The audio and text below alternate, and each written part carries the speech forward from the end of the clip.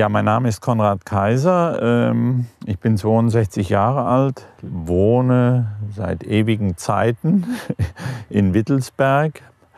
Dort befindet sich auch unser Betrieb, der seit Generationen in der Familie ist. Der Betrieb wird von meinem Sohn und mir bewirtschaftet. Ist ein reiner Ackerbaubetrieb mit Getreide, Silomais, Körnermais, Zuckerrüben. Die Rübe wird vierfeldrig angebaut. Der Betrieb befindet sich am Rande des Amöneburger Beckens im Ebsdorfer Grund. Wir haben ca. 600 bis 650 mm Jahresniederschlag. Die Temperatur ist die letzten Jahre ganz leicht nach oben gegangen, sodass wir eine Jahresdurchschnittstemperatur von ca. 8,5 Grad haben. Diese genannten Dinge spielen natürlich der Rübe in die Karten. Sie mag es warm und sie mag Wasser. Die Böden sind in unserer Region Lössböden, die sich hervorragend für den Rübenanbau eignen. Die halten relativ gut auch bei einer Vorsommertrockenheit durch, sodass man das berühmte Bild der schlafenden Rüben, wenn die Blätter am Boden liegen, bei uns relativ selten sieht. Ja, das sieht doch gut aus. Es sind viele Rüben dieses Jahr. Aufgrund der relativ hohen Bestandesdichte in diesem Jahr von 100.000 Pflanzen ist die Einzelrübe relativ gut entwickelt, sodass wir mit einem guten Rübenertrag rechnen. Wenn wir noch ein paar Sonnenscheinstunden im September bekommen, wird der Zuckergehalt uns auch noch Freude bereiten.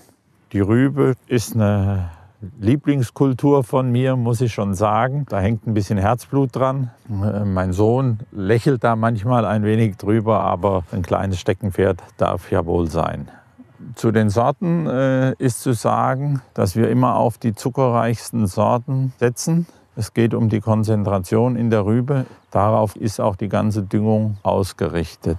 Über die Bodenproben wird der Stickstoffgehalt, den die Rübe braucht, genau definiert, sodass man die Stickstoffdüngung gezielt steuern kann. Die Rübe steht fluglos in Mulchsaat nach einer Zwischenfrucht. Die Vorfrucht ist Weizen.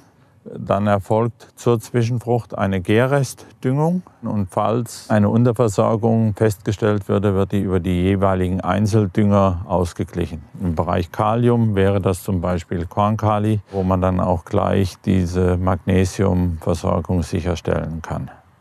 1 bis 2 Blattbehandlungen sind auch eingeplant. Diese werden mit einer Mikronährstoffdüngung mit Bor und Magnesium mit Epsomicrotop verbunden, um auch der Rübe immer einen gedeckten Tisch zu bieten, um das von ihr züchterisch vorhandene Potenzial auch voll ausnutzen zu können. Die Rüben sitzen relativ gleichmäßig im Boden, sodass ein gleichmäßiges Köpfen für den Rübenroder möglich ist.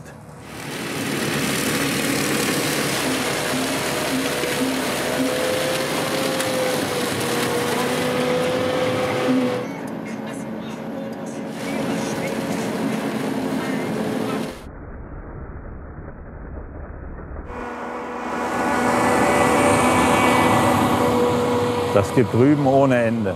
Wir sehen hier den Köpfschnitt. Die grünen Blattanteile sind entfernt, sodass ich persönlich diese Rübe als optimal gewachsen und geerntet ansehe. Das Rübenroden wird in unserem Betrieb durch ein Lohnunternehmen erledigt. Die Verladung erfolgt mittels Rübenmaus, die die Rüben aus der abgelegten Miete auf die LKWs überlädt.